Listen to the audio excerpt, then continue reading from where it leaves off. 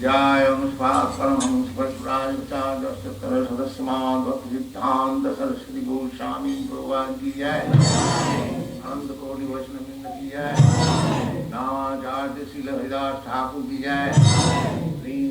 श्री कृष्ण चैतन्य प्रभु नित्यानंद श्री अद्वैत गदाधर शिवासादि गौ भक्तवृंद की जय।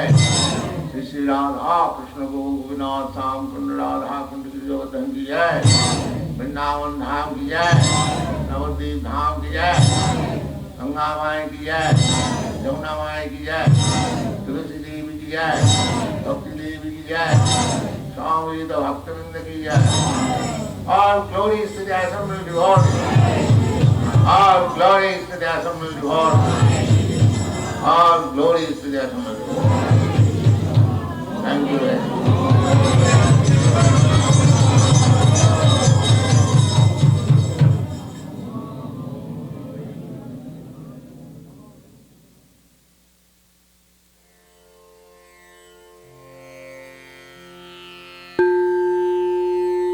Maha-Bharata, Second Part, Chapter 29. Ashvatthama Punished. Scene 1. Drishtadyumna's Panicked Chariot Driver.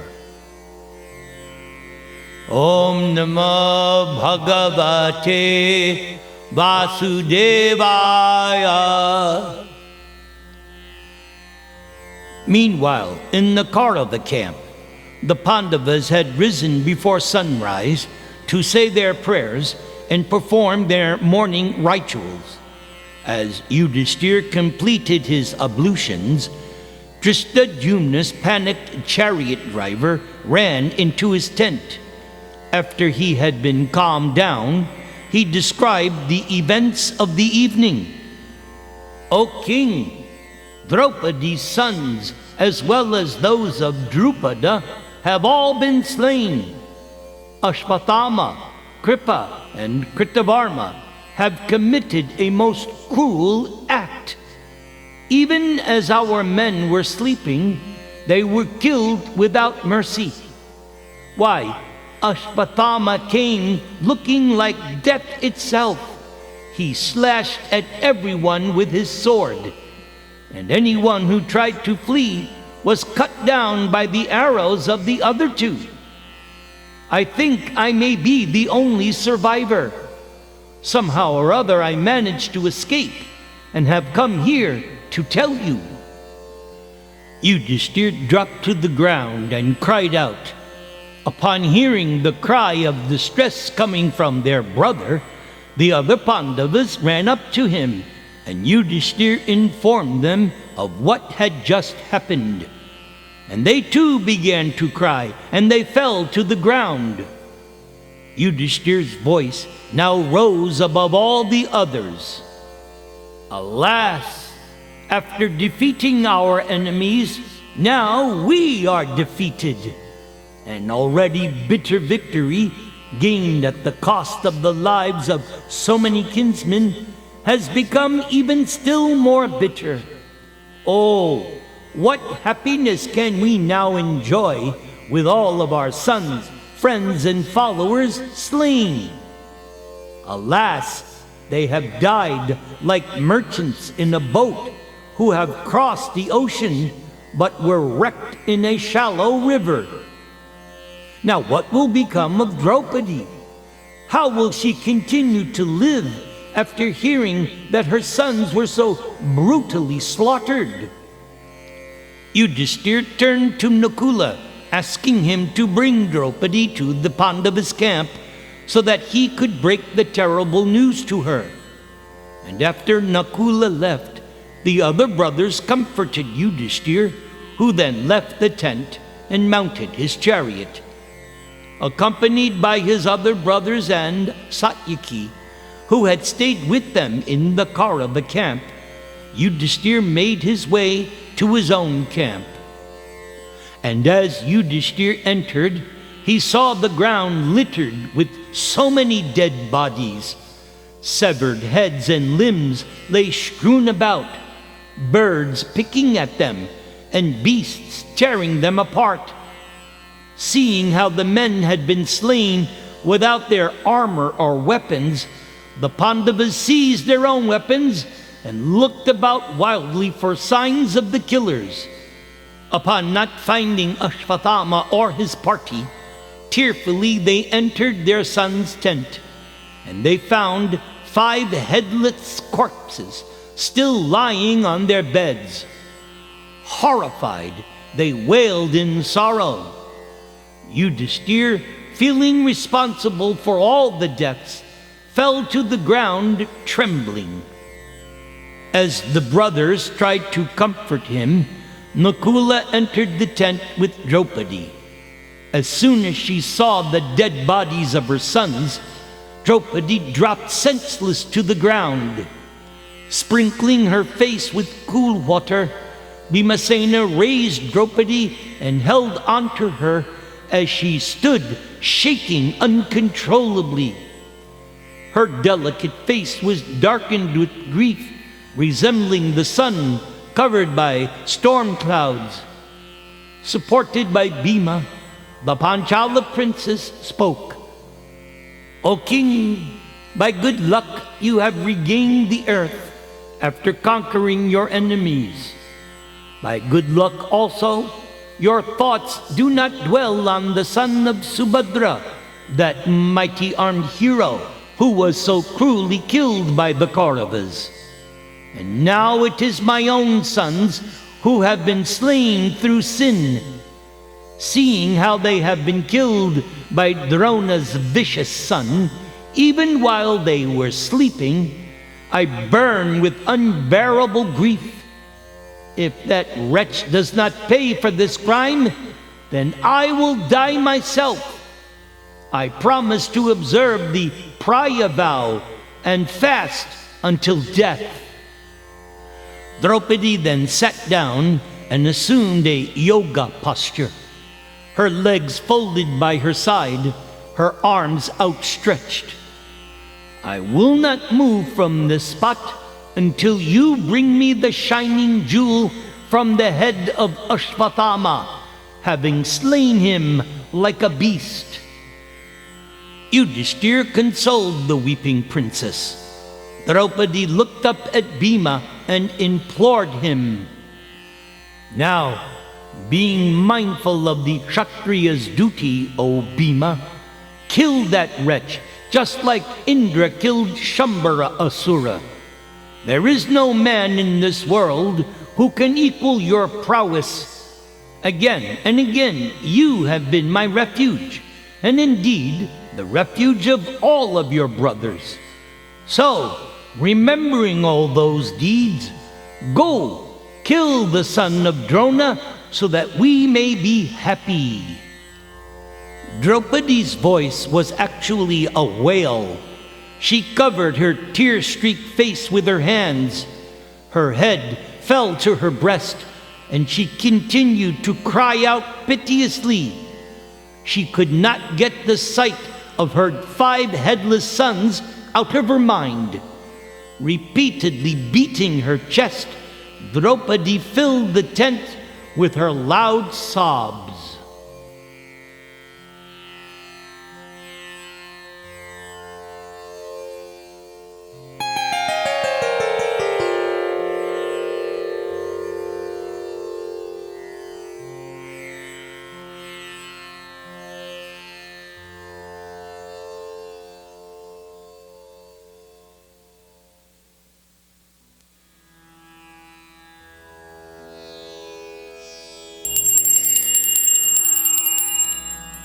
Scene 2.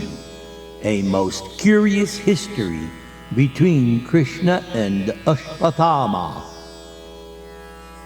Bhima looked around at the carnage caused by Ashvatthama. His eyes blazed, and his huge chest rose and fell rapidly. He lifted his mace, still blood-stained from the battle with Duryodhan. Asking Nakula to become his chariot driver, Bhima ran out of the tent and leaped aboard his chariot. Within moments, Bhima was speeding out of the camp. He knew Ashvatthama would have first gone to see the dying Duryodhan and would then head for Hastinapur. Nakula drove the chariot like the wind toward the road to Hastinapur. Soon after, Krishna arrived and discovered the grisly scene. After being informed that Bhima had set off in pursuit of Ashvatthama, Krishna spoke. "O Yudhishthira, Bhimasena is dearer to you than life itself. Why do you stand here without acting? Surely you know that Drona gave Ashvatthama the Brahmashira, capable of consuming all the three worlds. And although his father ordered Ashvatthama to never use that weapon against human beings, I am sure that in desperation, Ashvatthama will release it against Bhima. Only Vijay, who also received that weapon from Drona Acharya, can check it. Do not delay. Order Sabyasachi to go after his brother, and I will also go with Jishnu." Krishna then reminded Yudhishthira of an incident which had occurred many years ago in Dwaraka, which indicated Ashvatthama's shameless and brazen nature. Knowing that there was no weapon more powerful than Krishna's Sudarshana Chakra, Ashvatthama had gone to Dwaraka, asking Krishna to exchange his Sudarshana disc for his Brahmashira. Smiling, Krishna replied, "Oh, Droni, the discus is right here by my side. O hero, you may take it freely. I do not wish to have your weapon in exchange." However, even after exerting all of his strength, Ashvatthama could not move the Sudarshan Chakra. So when Ashvatthama gave up trying, Krishna asked why he desired the discus. Ashvatthama then said, "If I had managed to take it, I would have challenged you to battle, O Yadu hero. And after defeating you and holding your Sudarshana Chakra, I would then have been the most powerful man on this earth." So now you understand, my dear Dharmaraj. You must stop Ashvatthama at once. He is wrathful, wicked, and cruel. Let us leave immediately.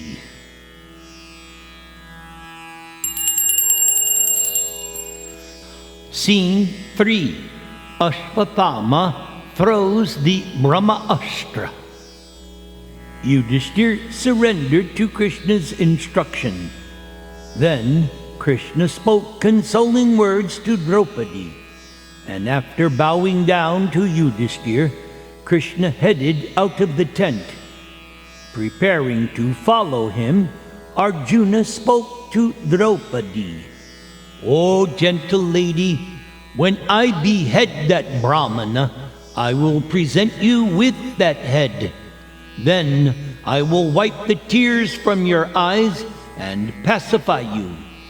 And after burning your sons' bodies, you can then take your bath standing on Ashvatthama's head." Arjuna spat out the words, "that Brahmana."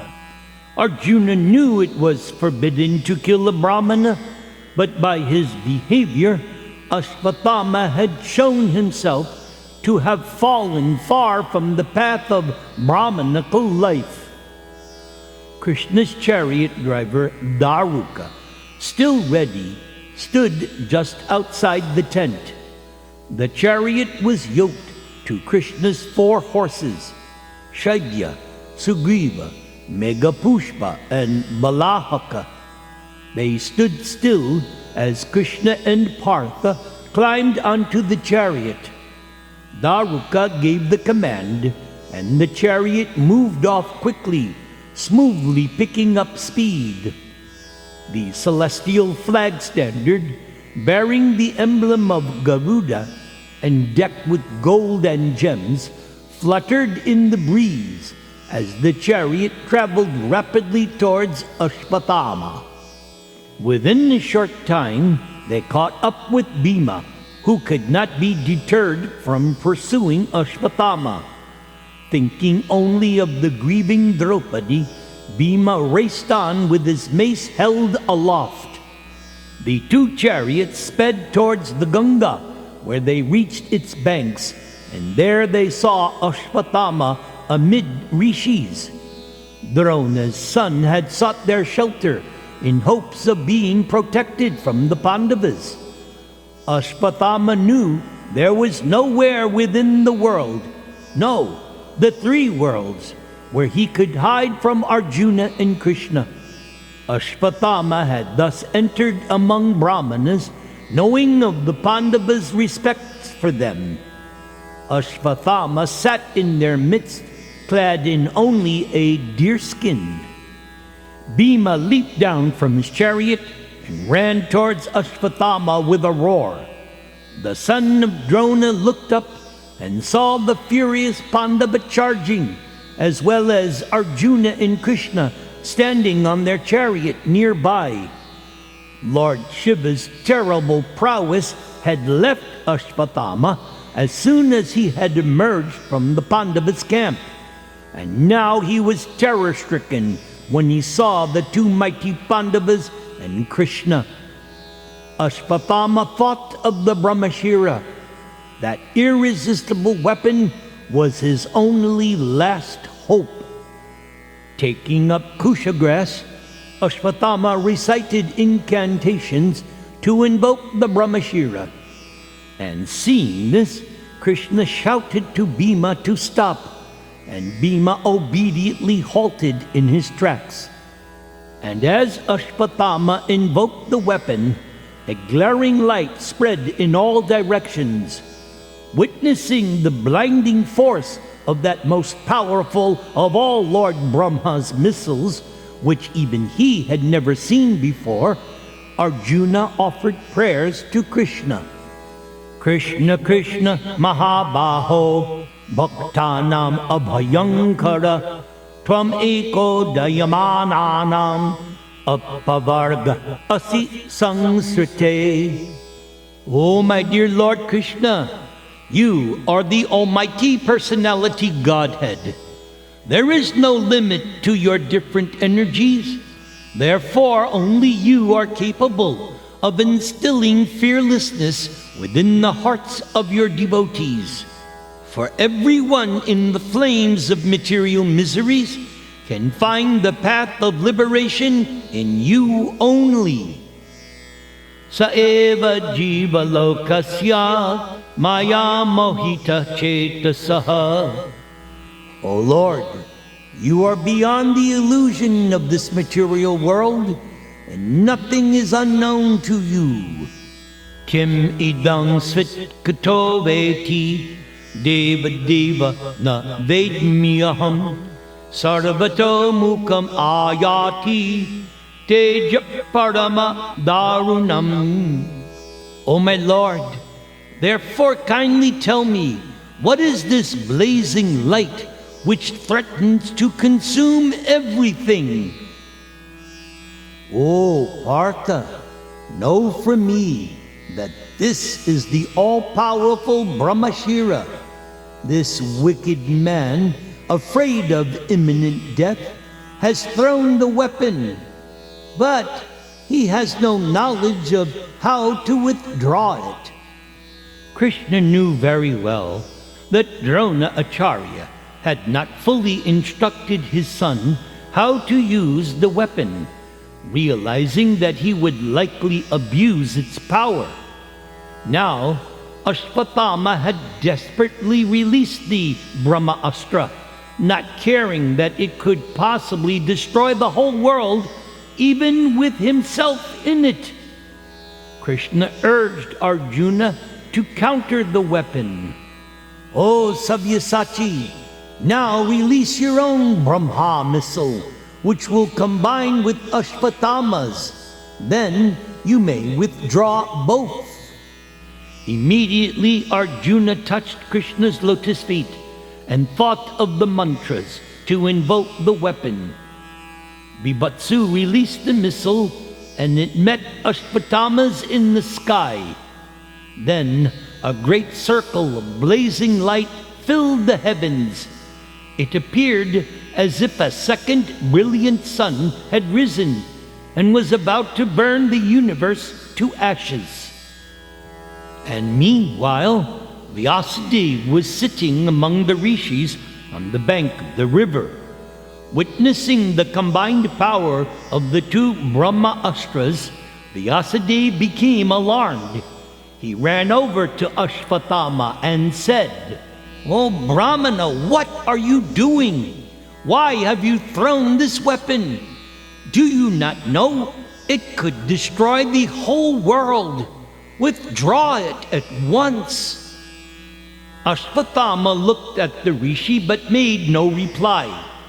He was unable to withdraw the Brahma Astra, but he could redirect it to another target.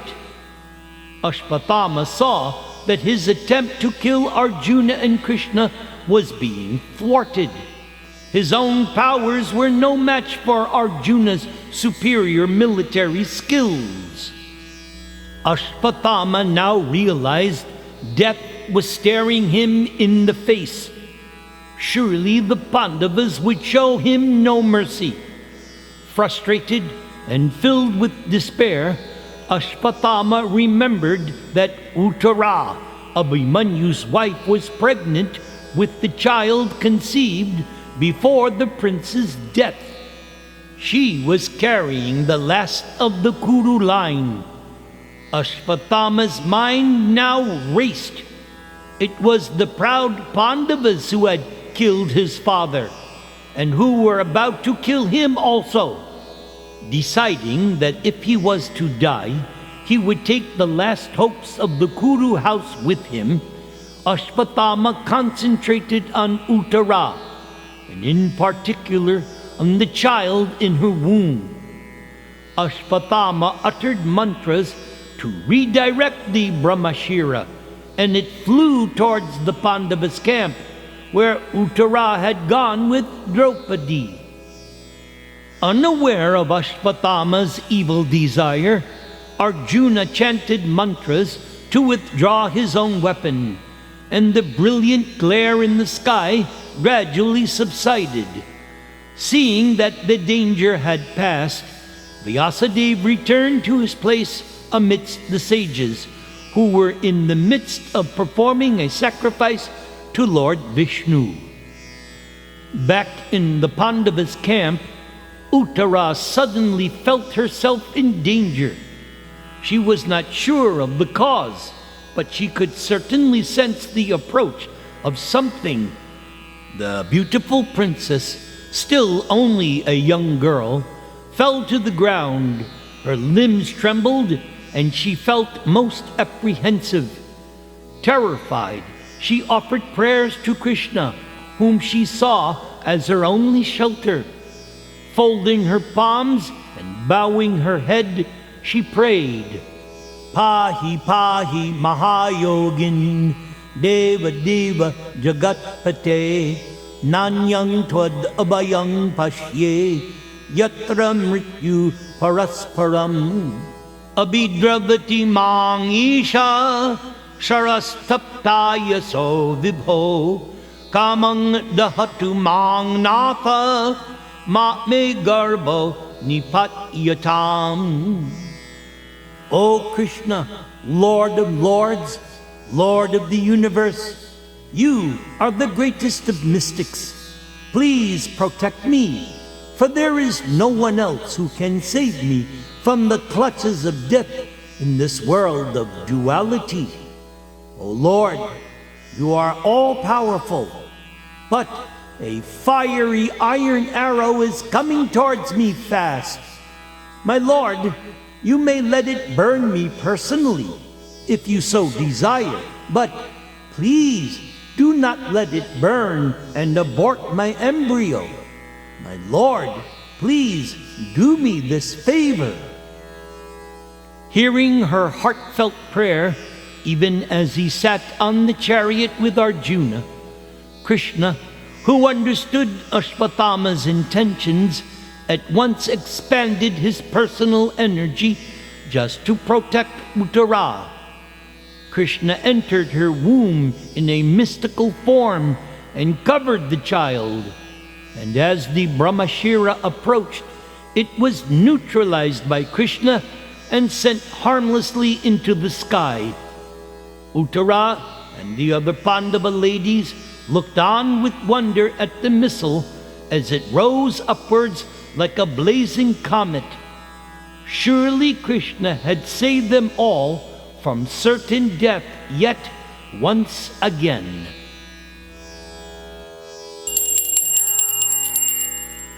Scene 4. Arjuna punishes Ashvatthama.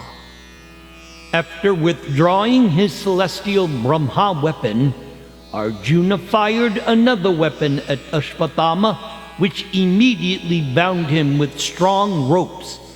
Leaping from Krishna's chariot, Arjuna ran over to Ashvatthama, seizing him by the hair, dragging him up onto the chariot. Although most capable, Arjuna was still reluctant to kill the son of his teacher. But seeing Arjuna sparing Ashvatthama's life, Krishna spoke. "Oh, Sabyasachi, you should not show any mercy to Ashvatthama. Why, he is no Brahmana, for he has killed innocent boys in their sleep. This is always against religious codes. Ashvatthama's sins have been most great, so you should kill him for his own good. Otherwise he will descend into hell. Furthermore, you have promised Draupadi that you will bring her the head of her son's killer. So do not hesitate. Ashvatthama has brutally murdered your family members and deserves death at your hands without doubt. Having blighted his own family name, Ashvatthama is but the burnt remnants of his dynasty. Kill him at once." Now, throwing Ashvatthama to the floor of his chariot, Arjuna replied, "O Keshava, I do not feel able to kill Ashvatthama. How could I perpetrate an act so painful to the heart of my own Guru? But if it is your order, then it shall be done. As for myself, I would rather take him to Yudhishthir to hear his judgment. And Draupadi as well may decide what should be done with this wretch." Krishna nodded in approval. Daruka urged on the horses, and in a short while they arrived at the camp, Bhima following just behind. Arjuna dragged Ashvatthama before Yudhishthir and Draupadi and said, "Here is the killer of our sons. Now, what should be done with him?" But the soft-hearted Draupadi felt compassion for Ashvatthama, who sat with his head down. As he was a Brahmana, Draupadi folded her palms in respect and said, "Release him, Arjuna, for he is the son of your martial teacher. In the Shastras it is said that the son is one with the father, and thus it is as if Drona himself were here. Indeed, Drona's wife did not ascend his funeral pyre because she still had a son. She is our worshipful superior, so killing Ashvatthama will only cause her grief, and that cannot be in accord with religious principles. Oh, my Lord, do not make her cry like me, nor should we, the kingly order, become guilty of the sin of needlessly slaying Brahmanas. For such a sin can burn up the whole body of a royal family to ashes." Yudhishthir approved, saying, Excellent, excellent. Oh, gentle lady, your words are quite in accordance with the sacred teachings of the Vedas.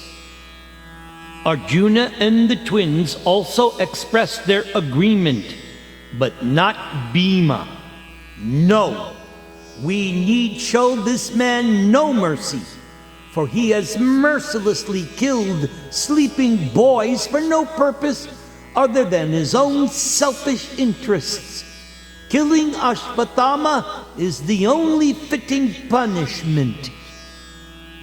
Bhima then advanced menacingly toward Ashvatthama with his fists clenched. His eyes were wide with fury, and he ground his teeth.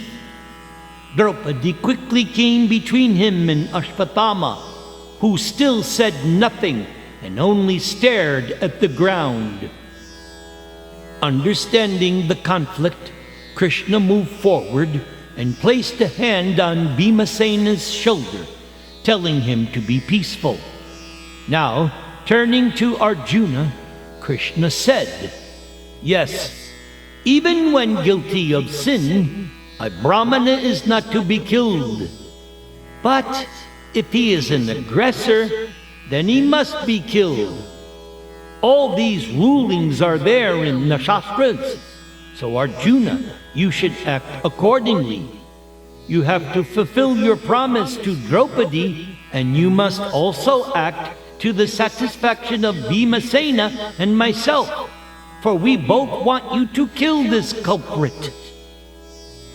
Arjuna looked at Krishna, who now manifested 4 arms, as he stood holding Bhima at bay and comforting Draupadi. Jishnu could understand Krishna's equivocal instructions. Ashvatthama should both be killed and not killed. Taking out his razor-edged sword, Bhibatsu grabbed hold of Ashvatthama's top knot and severed the hair along with the shining jewel which bound it. The jewel was the repository of Ashvatthama's mystic power, and as it was removed, he shriveled and collapsed. Presenting the jewel to Draupadi, Arjuna said, "O most beautiful lady, here is the gem you desired.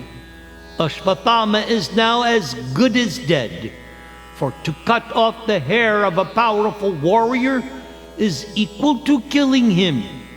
Indeed, the Vedas also prescribe such punishment for fallen Brahmanas, but they never sanction killing the body."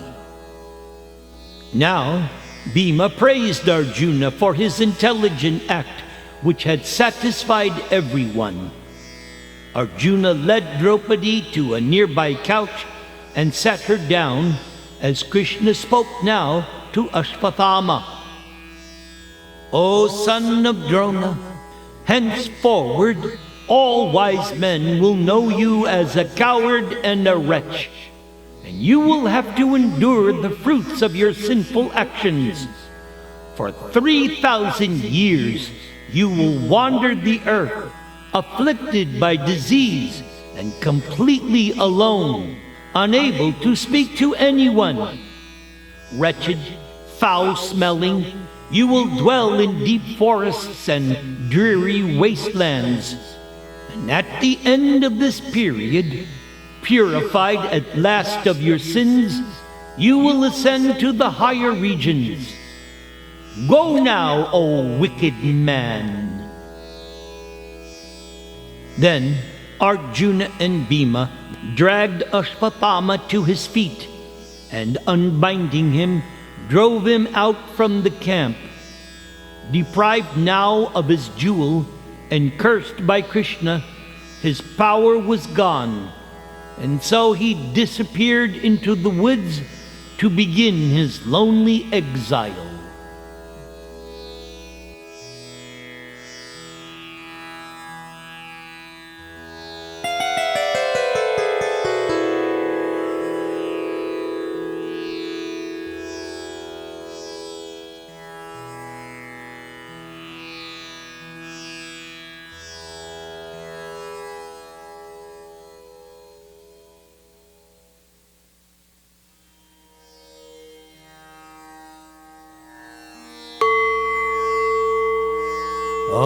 Namo Bhagavate Vasudevaya.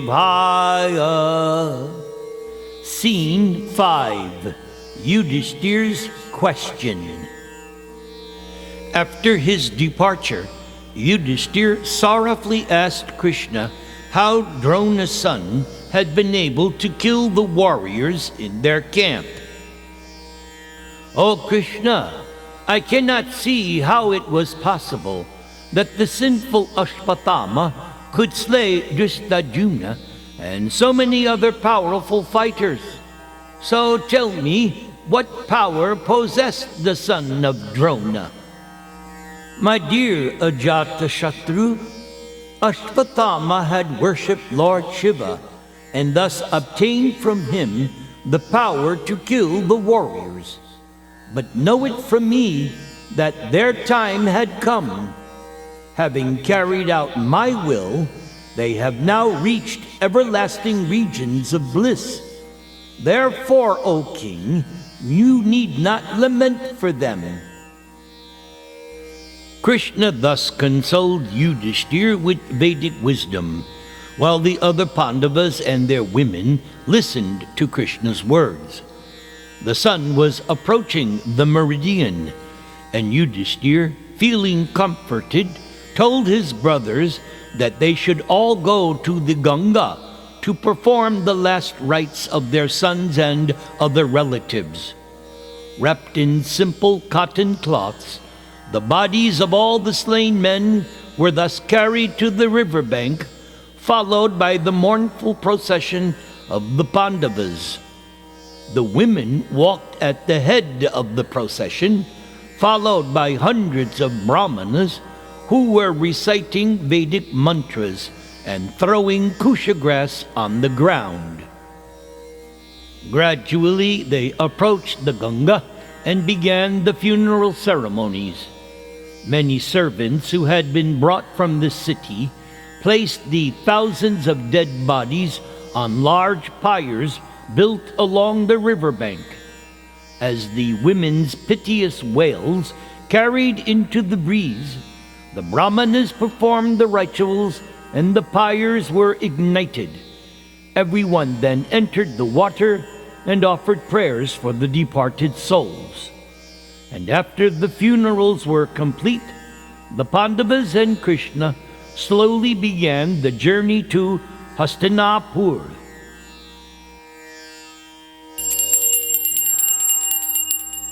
Scene 6. Dhritarashtra feels the reprimand from Sanjaya. Dhritarashtra and Gandhari sat alone in their chamber. After Krishna had left them, they were once again overcome by grief. The blind king sat with his head fallen to his chest, his breath coming in tearful sighs. Dhritarashtra looked like a once great tree, clipped of its branches. Then Sanjaya entered the chamber. As he announced himself, Dhritarashtra stood to greet Sanjaya, but then he collapsed. Sanjaya lifted the old king gently and spoke. "Why do you grieve, O monarch? Do you not know that grief is useless? 18 Akshalhinis have been killed. The earth is now divested of hundreds of kings. All of your sons have been slain, along with so many of their kinsmen, friends, and counselors. Now you should perform the funeral rites for them. What is the use of lying here, simply shedding tears?" Dhritarashtra cried out and dropped back onto the silk rug spread over the floor of his darkened chamber. Sanjaya pulled back the heavy drapes from the nearby window, and sunshine poured into the room. The king and queen both appeared disheveled, withered by grief. Neither had slept for days. Sanjaya again helped Dhritarashtra to his feet, and the old king fell back onto his throne. In a choked voice, Dhritarashtra uttered, "O Sanjaya, bereft as I am of sons, friends, and counselors, I will have to wander this earth in a most wretched state.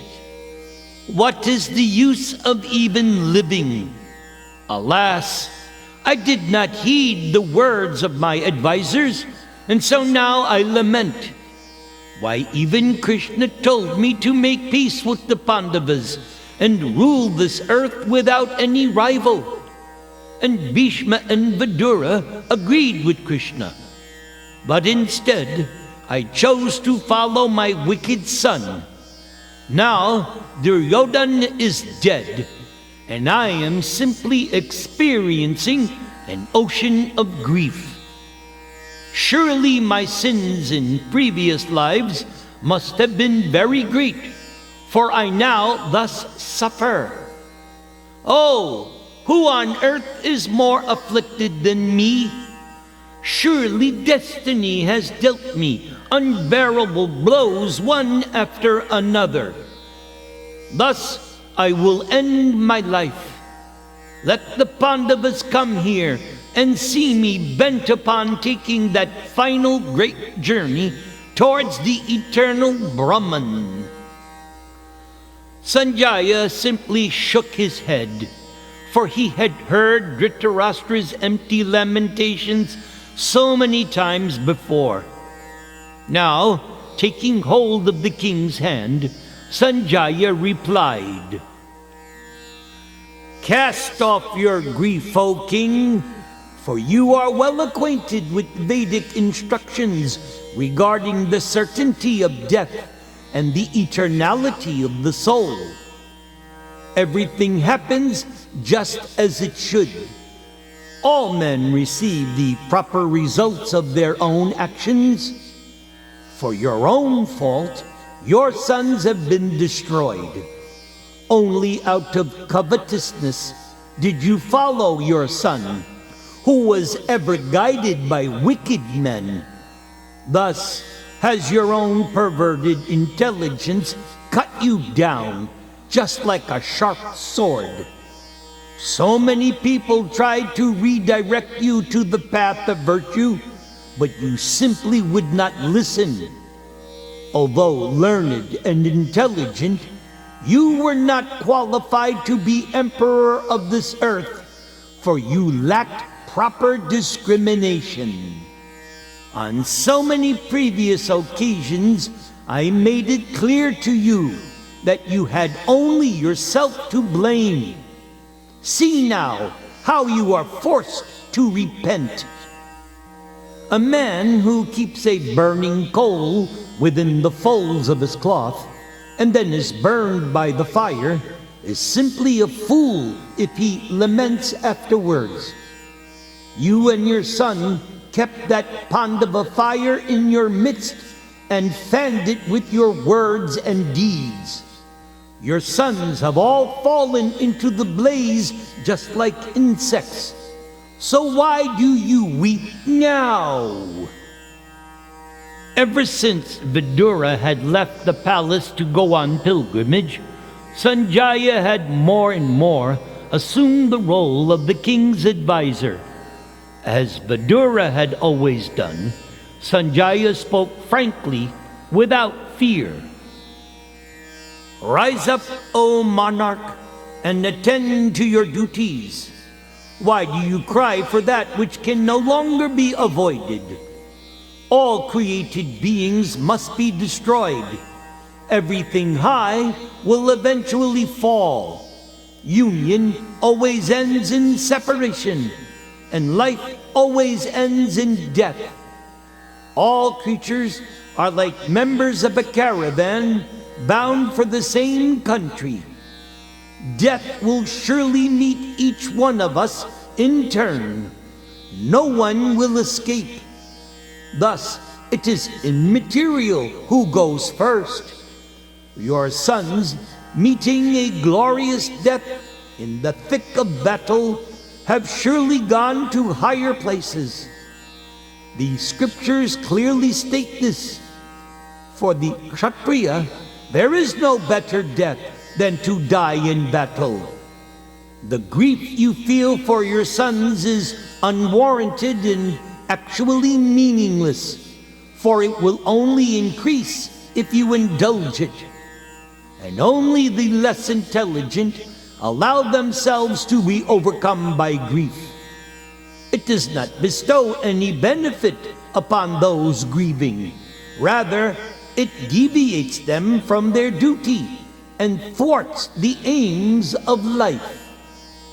Sanjaya had never stopped advising Dhritarashtra for his own good, despite the fact that Sanjaya's advice was always ignored. Now that the king had lost everything, Dhritarashtra would be far more likely to take good counsel seriously.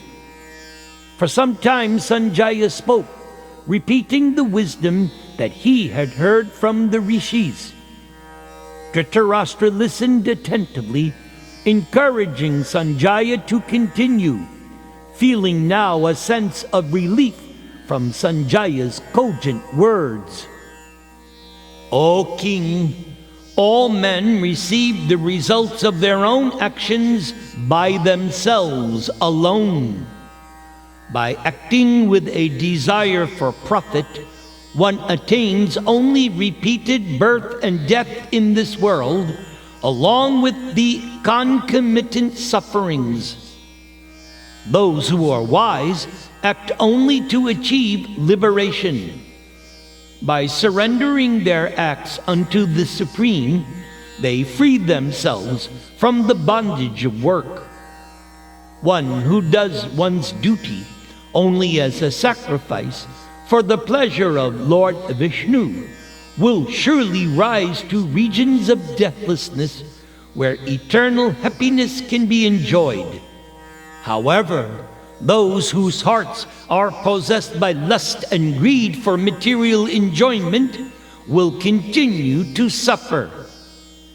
Dhritarashtra deeply felt Sanjaya's reprimanding him.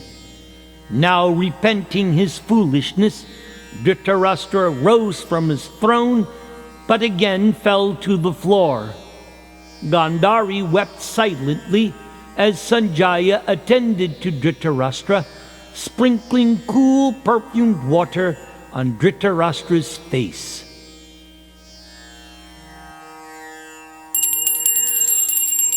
Scene 7. Vyasadeva reveals the truth to his son. While the old chariot driver Sanjaya tried to console Dhritarashtra, Vyasadeva entered the chamber. He shone with spiritual effulgence, seeming to glide across the chamber as he approached the king. Hearing that the sage was present, Dhritarashtra got up to welcome his father and said, "Alas, my lord, I am now undone. Fie on this world! Fie on humanity!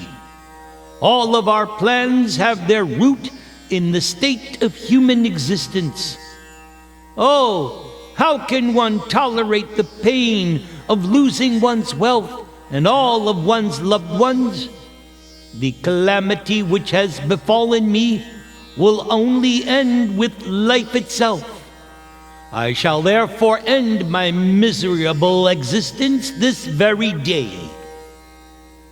And once again, Dhritarashtra fell sobbing to the ground. Seeing him in that state, Vyasadeva spoke. "O mighty monarch, hear my words. You are learned and intelligent. You know everything, so take recourse in that wisdom now.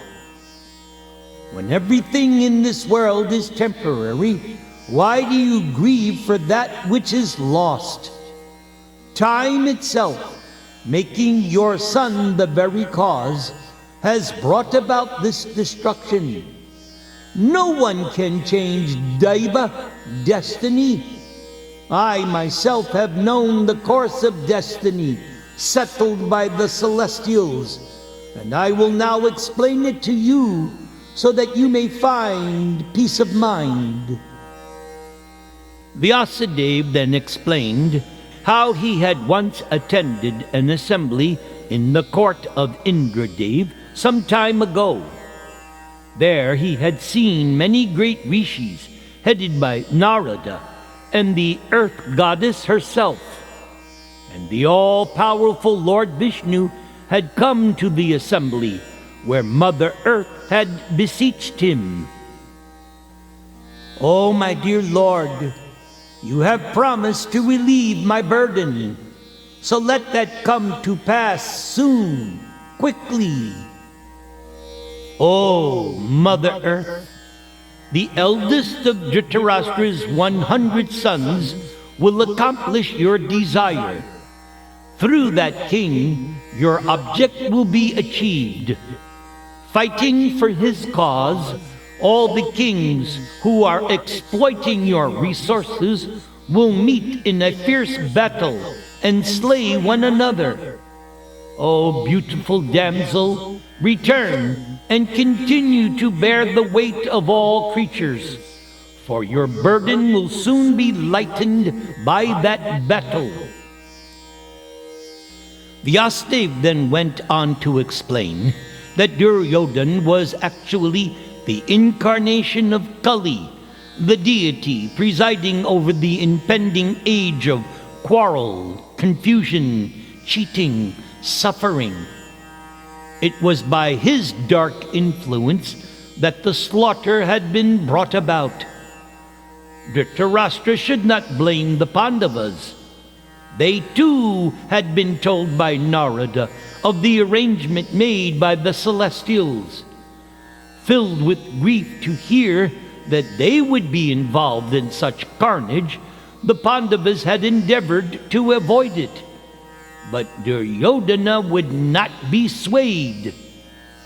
Vyasadeva then concluded, "So, my son, I have thus revealed to you the secrets of the gods, so you should not grieve. All the warriors who died are now living in the higher planets joyfully. The earth is no longer feeling that burden. A righteous monarch has assumed rulership in the form of Yudhishthira. Thus, the world will now be led on the path of virtue. Cast off your sorrow. If the compassionate Yudhishthira sees you in this current state, he himself will give up his life. Take hold of yourself. Spend your remaining days in asceticism and attain the ultimate goal of life, moksha." Oh, my father, oh, best of rishis, thinking of my 100 sons, I am sunk in grief, and I am almost losing consciousness. But somehow or other, your words have convinced me to continue my life. Understanding now that everything has been ordained by the gods, I will endeavor to put aside my sorrow, and thus I will continue to live." Vyasadeva then disappeared. Now, feeling comforted, Dhritarashtra and Gandhari retired to their private quarters to take rest, for they had spent the entire night simply grieving.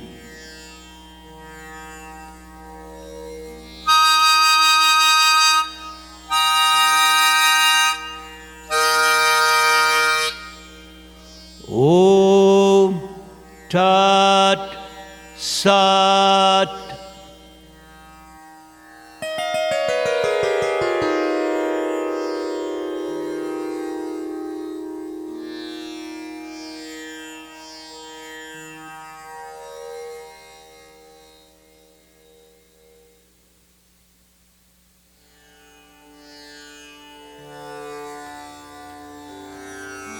Om Namo Bhagavate Tubhyam Purushaya Maha-Atmane Haraye Adbhuta Singhaya Brahmane Paramatmane.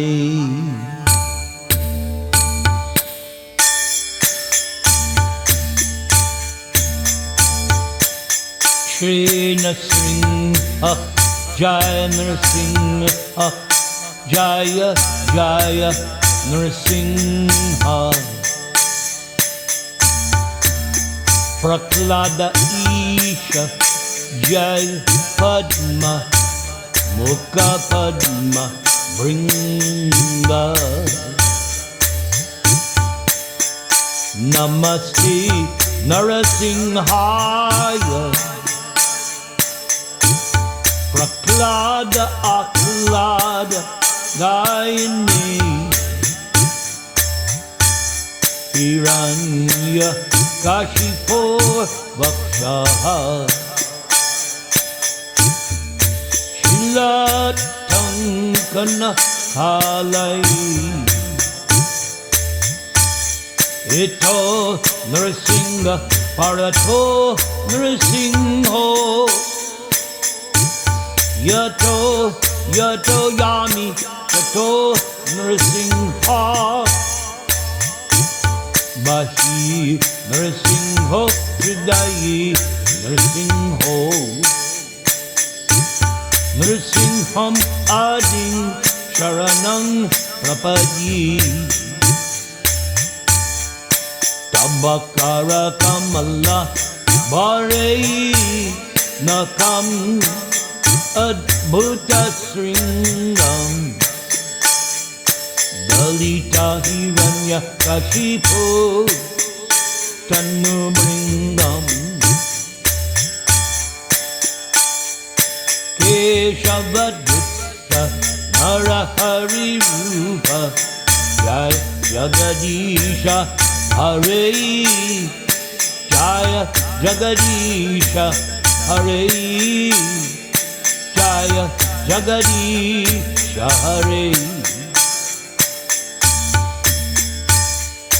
Tabakara Kamala Bare Nakam Adbhuta Sringam Dalita Hiranya Kashipo Tanu Bringam Keshavadutta Nrsimha Rupa Jaya Jagadisha Hare Jaya Jagadisha Hare Jaya Jagadisha Hare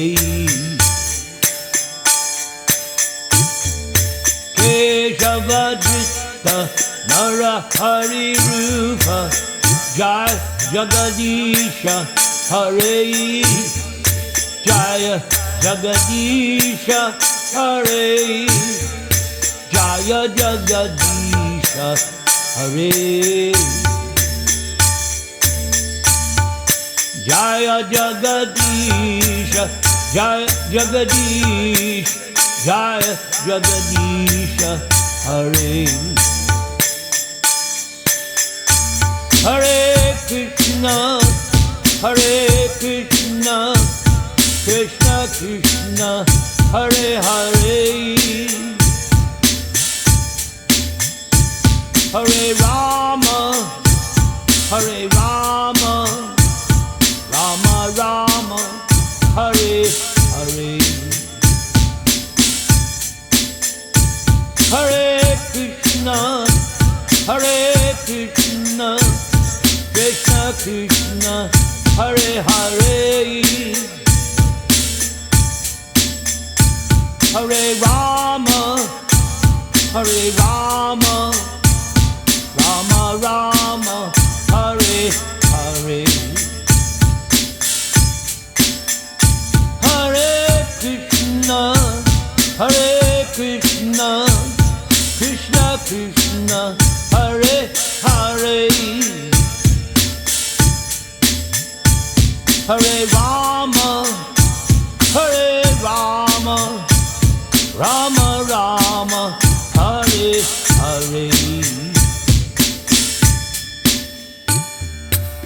Om Namo Bhagavati Narasimhaya. Om Namo Bhagavati Tabhyang Purushaya Maha-Atmani Haraye Adbhuta Singhaya Brahmane Parama Atmani.